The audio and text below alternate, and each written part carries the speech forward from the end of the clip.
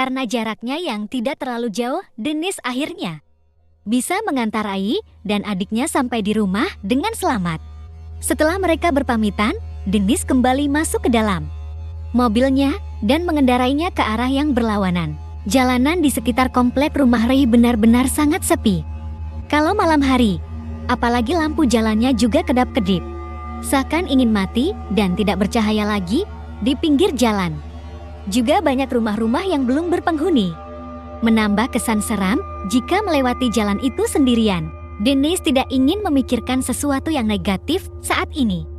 Agar dia tidak merasa takut, apalagi saat ini ia sedang menyetir sendirian di kursi depan. Ditambah dengan keadaan sekitar jalan yang sepi dan sedikit gelap, untung mobilnya Dennis masih memiliki lampu depan yang terang sehingga jalanan di depannya masih terlihat. Hoa, sambil memegang kemudi mobilnya, Dennis sedikit menguap karena lagi-lagi ia telah melewatkan waktu tidurnya.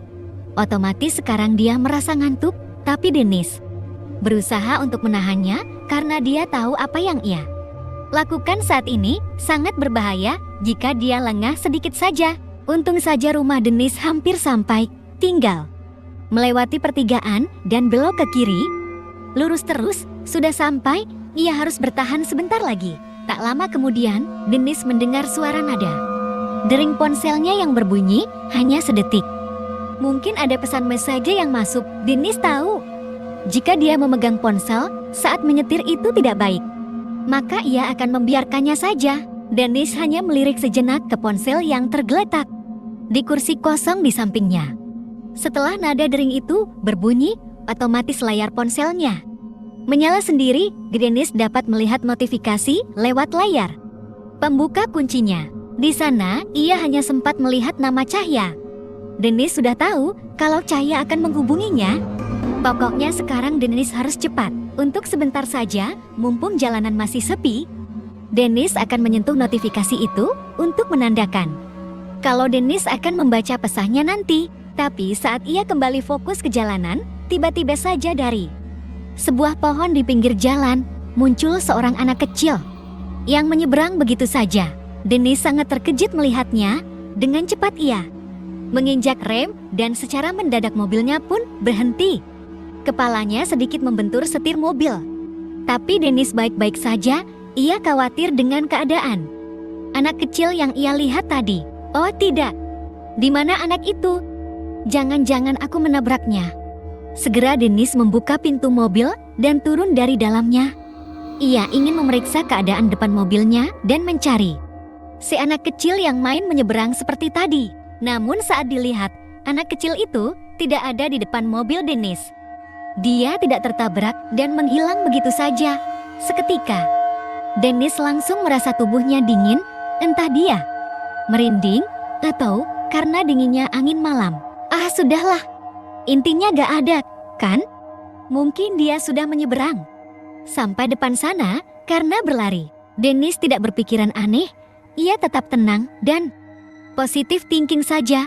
Sekarang yang harus ia lakukan adalah buru-buru pulang ke rumah dengan selamat. BROM dengan cepat, Dennis kembali mengendarai mobilnya. Setelah sampai di pertigaan, dia langsung berbelok ke kiri dan tancap gas lagi agar lebih cepat sampai. Hanya tinggal berjalan lurus saja. Tak lama kemudian, Dennis pun sampai di rumahnya. Ia memarkirkan mobilnya di garasi yang masih terbuka, lalu mematikan mesin mobil. Ia keluar ingin segera keluar dari mobilnya. Dennis akan masuk lewat pintu garasi dalam untuk sampai di bagian dapur rumahnya. Tapi sebelum itu, Dennis ingin menutup pintu garasinya. Setelah itu, Dennis menghampiri 3 anak tangga. Tapi saat di depan pintu masuk rumah, tiba-tiba saja dia teringat sesuatu, yaitu ponselnya yang masih tertinggal di dalam. Tentu saja, Dennis tidak bisa meninggalkan ponsel biru kesayangannya. Terpaksa ia harus kembali ke mobil. Saat kembali membuka pintu mobil dengan kuncinya, Dennis sedikit membungkuk untuk mengambil ponselnya yang ada di kursi depan. Setelah itu, ia akan keluar. Tapi secara tak sengaja matanya melirik ke cermin kecil bagian atas depan mobil. Ia sangat terkejut. Refleks Dennis langsung berteriak setelah Ia melihat dari pantulan cermin, ada seorang anak kecil laki-laki. Dengan wajah pucat duduk di bangku belakang mobilnya. Dengan cepat, Dennis langsung keluar dan menutup pintu. Mobilnya lalu menguncinya. Setelah itu, ia bergegas masuk ke dalam rumahnya sendiri agar lebih aman. Setelah melewati pintu garasi, Dennis akan terhubung dengan dapur. Di dapur itulah, ia mengambil segelas air lalu meneguknya dengan cepat, mengatur napasnya sejenak. Dan jantungnya yang masih berdetak kencang karena kejutan dari sosok anak kecil tadi. Ia meletakkan gelasnya di atas meja, lalu duduk di depan meja dapur. Ia ingin berdiam diri sejenak di sana. Karena sudah berada di rumah, ia pikir akan aman. Aduh, siang tadi itu apa? Apa aku salah lihat? Dennis masih memikirkannya, karena yang dicermin tadi wajah anak kecil itu benar-benar jelas sekali. Matanya hitam pekat, dan wajahnya pucat. Banyak luka bakar di sekujur tubuhnya. Sosok itu masih memakai baju, tapi baju itu sudah robek-robek. Ya ampun. Mungkin hari ini aku hanya lelah saja, makanya jadi terbayang yang begituan. Mungkin kalau tidur sekarang akan bisa menenangkan otakku. Dennis kembali berdiri, tak lupa juga dengan ponselnya. Ia beranjak dari dapur, berbelok ke ruangan lain, menuju tangga dan menaiki beberapa anak tangganya. Saat di tengah anak tangga, Dennis sedikit mendongak untuk melihat puncak tangga. Seketika matanya melebar dengan cepat karena ia dikejutkan dengan sosok anak kecil itu lagi. Sosok itu semakin terlihat jelas dan sedang berdiri di atas tangga seperti sedang menghalangi jalan Dennis. Karena terkejut, Dennis mundur secara mendadak ke belakang. Kakinya salah menyentuh anak tangga dan otomatis ia kehilangan keseimbangan. Dennis terjatuh dari tangga, teriakan panjang terdengar, dan suara gedubrak yang keras membuat penghuni rumah di sana langsung muncul, seperti ibunya Dennis yang keluar dari kamarnya. Ia terkejut melihat Dennis sudah tergeletak di depan tangga. Dengan cepat, beliau berlari menghampiri Dennis dan membantunya. Setelah bangun terduduk dengan bantuan ibunya, Dennis mengeluarkan banyak keluhan. Ia merasa semua tubuhnya sakit, apalagi pada bagian leher dan kaki. Dennis, kamu ngapain sih? Apa kau baik-baik saja? Ibunya Dennis menatapnya dengan wajah cemas. Dennis hanya bisa mengangguk, tapi ia tidak bisa menggerakkan kakinya, mungkin terkilir. Ia kembali membuka mata setelah menahan rasa sakitnya. Lalu secara perlahan, matanya melirik ke arah puncak tangga. Di sana, ia tidak melihat sosok anak kecil itu lagi, melainkan sosok Kahya yang berteriak memanggil namanya sambil menuruni tangga dengan berlari kecil. Dennis, Dennis, kau baik-baik saja? Cahya masih berteriak saat ia sampai di hadapan Dennis. Cahya langsung menyentuhnya saat ditanya tentang keadaannya untuk kedua kalinya dari Cahya. Dennis hanya mengangguk pelan untuk menjawabnya. Namun ternyata Dennis sedang tidak baik-baik saja. Buktinya dia tidak bisa berdiri karena pergelangan kakinya yang sakit.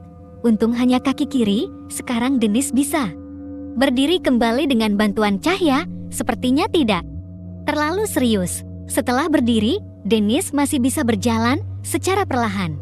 Tetap saja Cahya akan membantunya jika dia terjatuh lagi. Ibu, aku akan membawa Dennis ke kamarnya, ya? Tanya Cahya. Ibunya mengangguk dengan wajah yang penuh kekhawatiran. Iya, tapi Dennis, apa kamu bisa menaiki anak tangga? Iya, Bu. Bisa kok. Tenang saja, Dennis bilang ia bisa melakukannya. Tapi saat baru satu anak tangga saja, tiba-tiba dia malah terjatuh kembali. Terpaksa, Kahya akan membantunya sampai atas. Saat di pertengahan anak tangga, Dennis berbisik pada Cahya dengan suara lirih. Maaf telah merepotkanmu. Bodoh, kenapa bilang begitu sih? Ini akibatnya kalau tidak menjawab pesanku. Hadeh, maaflah, aku kan sedang di mobil. Tidak bisa melihat ponselnya, dong. Oke, baiklah. Sekarang ayo berusahalah. Kau harus istirahat. Dennis mengangguk pelan, tapi di dalam hatinya ia teringat kalau penyebabnya jatuh itu adalah gara-gara sosok anak kecil yang sedari tadi mengikutinya, bahkan Dennis masih berpikir, siapa anak itu? Mau apa dia terus mengikuti Dennis? Apa anak itu hantu? Tidak bisa dibilang hanya halusinasiku. Karena kelelahan, dia sudah 3 kali dalam malam ini menampakkan dirinya di depanku. Apa dia ingin meminta bantuanku atau jangan-jangan dia? Dennis, kau mau aku hantar ke kamarmu apa di kamarku? Cahaya tiba-tiba bertanya, membuat Dennis yang sedang berpikir itu pun terkejut. Ia bahkan tidak sadar kalau dirinya telah berada di depan pintu kamarnya sendiri. Tentu saja di kamarku saja, dong. Dennis menjawabnya. Cahaya mengangguk. Ia membuka pintu kamar Dennis. Terlihat di dalam sana ada Akihiro yang sudah tertidur di atas tempatnya. Dennis sendiri sepertinya sudah bisa berjalan sendiri, tapi masih pincang. Kau sudah merasa baik kan, Dennis? Cahaya bertanya lagi. Di depan pintu Dennis, biasanya kaki yang keseleo itu harus dikompres air dingin untuk menghindari terjadinya pembengkakan di pergelangan kaki. Dennis menggeleng pelan dan tersenyum. Aku baik-baik saja, hanya perlu mengistirahatkan kakiku. Palingan besok juga akan baik kan? Terima kasih ya telah membantuku. Baiklah, kalau begitu, aku kembali ke kamarku, ya? Selamat malam. Cahaya melambai, kamar mereka memang bersebelahan. Cahaya menempati kamar Adele untuk sementara. Ia tidur tidak sendirian. Boneka-boneka Adele lah yang menemaninya. Malam, setelah Cahaya pergi, Dennis memerhatikan sekitar. Apalagi di dekat tangga, sudah tidak ada apa-apa di sana. Dennis sudah merasa aman. Ia pun menutup pintu kamarnya kembali. Langsung saja Dennis menghampiri kasurnya. Ia duduk di pinggiran, menarik selimut lalu secara perlahan mengangkat kakinya. Ia berhasil meletakkan tubuhnya di kasur. Setelah itu, Dennis menarik selimutnya untuk menyelimuti setengah tubuhnya, memeluk guling, menghadap ke samping, mematikan lampu, dan menutup mata. Ia berharap bisa mimpi indah malam ini.